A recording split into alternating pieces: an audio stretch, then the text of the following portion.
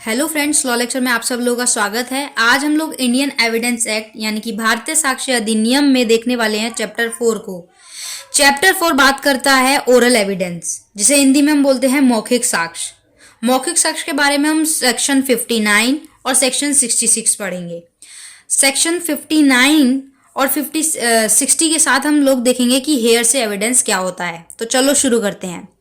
सबसे पहले बात करते हैं सेक्शन 59। सेक्शन 59 ये कहता है कि जो प्रूफ ऑफ फैक्ट है बाय ओरल एविडेंस, तो कौन से हैं? तो जो all facts may be proved by oral evidence, यानी कि वो जो साक्ष्य हैं, इस तरीके के जो फैक्ट हैं उन्हें ओरल एविडेंस में रखा जाएगा, जो कि डॉक्यूमेंट्री और दस्तावेजी डॉक्यूमेंट्री और इलेक्ट्रॉनिक रिकॉर्ड्स, इनको छोड़कर जो भी मौखिक साक्ष्य होंगे वो ओरल एविडेंस के अंदर में आते हैं। सेक्शन 59 सिर्फ इतनी सी बात ही कहता है, ठीक है ना। यानी कि ऑल फैक्ट्स, जितने भी सारे फैक्ट्स होंगे वो डॉक्यूमेंट्स और इलेक्ट्रॉनिक रिकॉर्ड को छोड़कर ओरल एविडेंस के अंडर में आएंगे। दूसरी बात, सेक्शन 60 ये कहता है कि ओरल एविडेंस जो है मस्ट बी डायरेक्ट होना चाहिए इन ऑल केसेस।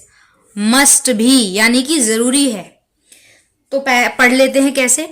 जो फैक्ट्स के रेफरेंस होंगे, ठीक है ना, वो क्या होंगे? एविडेंस बाय विटनेसेस होंगे। अब वो विटनेसेस क्या होंगे? नंबर 1, या तो उस फैक्ट्स को विटनेसेस के द्वारा देखा गया होगा, सीन किया गया होगा, या ऐसे फैक्ट्स को सुना गया होगा विटनेस के थ्रू, या विटनेस के सेंसेस के थ्रू परसीव्ड होगा उसको, या फिर इस तरीके का कोई ओपिनियन होगा। मान लीजिए ये ए है और ए का ओपिनियन है कि पर्टिकुलर ग्राउंड पर उसने वो चीज जो है देखी सुनी, तो पर्टिकुलर ग्राउंड की बात पे अपने ओपिनियन देगा। तो अगर पर्टिकुलर ग्राउंड है ही नहीं तो फिर एविडेंस में आएगा नहीं। अगर पर्टिकुलर ग्राउंड पे ये बात कहता है तो उसका जो ओपिनियन होगा वो ओरल एविडेंस के अंडर में आएगा। उसके बाद आगे बात करते हैं कि अब इसके एक्सेप्शन क्या। एक्सेप्शन यही प्रोवाइडेड दे रखे हैं कि ऐसे जो ओपिनियन ऑफ एक्सपर्ट, ठीक है, जो किसी ट्रीटी के थ्रू हैं और इस तरीके से किसी पुस्तक में, मान लो जो भाई जो एक्सपर्ट्स की राय में तो यही होगा कि किसी पुस्तक पे, वो पुस्तक जो सेल आउट हो चुकी है, ठीक है ना, इस तरीके में किसी पुस्तक में किसी बुक में लिखा गया है, वो भी एक ओरल एविडेंस माना जाएगा। क्योंकि उस व्यक्ति के थ्रू जो बुक में लिखा गया, तो ऑब्वियस सी बात है ना, वो उसी के फैक्ट्स हैं, उसी की बातें हैं, तो वो तो ग्राउंड ऑफ ओपिनियन रहेगा वो भी। तो मे बी प्रूव रहेगा बाय प्रोडक्शन। अगर ऑथर की, कब होगा, किस कंडीशन में होगा? अगर ऑथर की डेथ हो जाती है, इनकेपेबल हो जाता है वो बताने में किसी चीज को, या मिलता नहीं है, कैन नॉट बी फाउंड, या अनरीजनेबल एक्सपेंस और डिले से बचने के लिए, यानी कि उस पुस्तक को लेकर जो उस ऑथर के थ्रू है उसको ओरल एविडेंस मान लेते हैं। ये एक एक्सेप्शन भी हो गया।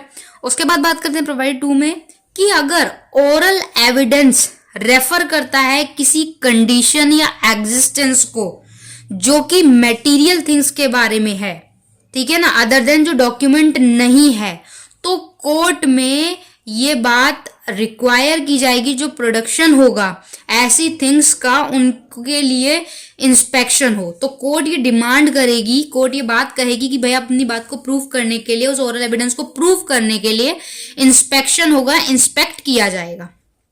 उसके बाद मतलब कि भाई वो चीज है, उसको इंस्पेक्ट तो किया जाएगा ना। उसके बाद हेयर से एविडेंस। हेयर से एविडेंस का मतलब ये होता है, हेयर से एविडेंस कि what ever a person declare करता है, जो भी इंफॉर्मेशन उसको मिली है। मान लीजिए ए ने बी का मर्डर किया और सी ने मर्डर होते हुए देखा, लेकिन सी ने डी को बता दिया कि मैंने ए को मर्डर करते हुए देखा बी का। तो डी अगर कोर्ट में जाके ये कहता है तो ये हेयर से एविडेंस होगा, यानी कि सुनी सुनाई बातों पे यकीन नहीं होता। सी कहेगा तो हाँ वो ओरल एविडेंस में आएगा। दूसरी बात, जो हेयर से एविडेंस होता है वो टोटली इनएडमिसेबल होता है, कोर्ट में एडमिसेबल नहीं होता। दूसरी बात, वीक होता है और रिलायबल नहीं होता।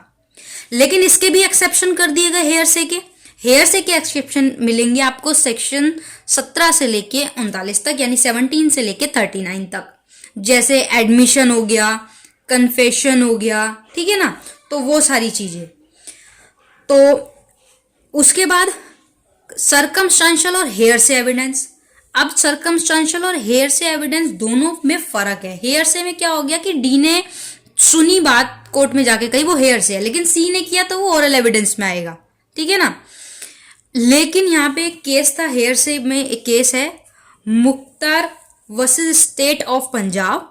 तो इसमें कोर्ट ने ये कहा कि हेयर से एविडेंस कैन कोरिडेबरेट सब्सटेंशियल एविडेंस, जो है वो सब्सटेंटिव एविडेंस तो हो सकता है, लेकिन वैसे एविडेंस नहीं माना जाएगा। तो वही वाली बात है ना कि इनएडमिसिबल है, वीक है और नॉट रिलायबल है। अब सर्कमस्टांशियल और हेयर से एविडेंस में फर्क क्या है? सर्कमस्टांशियल और हेयर से एविडेंस में फर्क ये है, हेयर से तो ये हुआ कि भाई सुनी सुनाई बात, लेकिन मान लीजिए ए ने बी का मर्डर कर दिया और ये बात सी ने देख ली, ठीक है। सी ने क्या देखा कि बी के, ए और बी में लड़ाई हो रही थी और बी के जो कपड़ों पर खून लगा हुआ था, तो सर्कमस्टांसेस ऐसे हुए कि ए नहीं मारा होगा क्योंकि इन लोगों की लड़ाई हुई, तो ये सर्कमस्टांशियल एविडेंस हो गए। और हेयर से एविडेंस क्या है कि भाई डी ने, मतलब सी ने बोल दिया कि ऐसे ऐसे मारा था, तो ये जो डी ने किया वो हेयर से एविडेंस हो गया। तो होप सो आपको 59 और 60 सेक्शन अच्छे से समझ में आया होगा। वीडियो पूरी अच्छी लगे तो लाइक करना और शेयर भी करना। Thank you so much.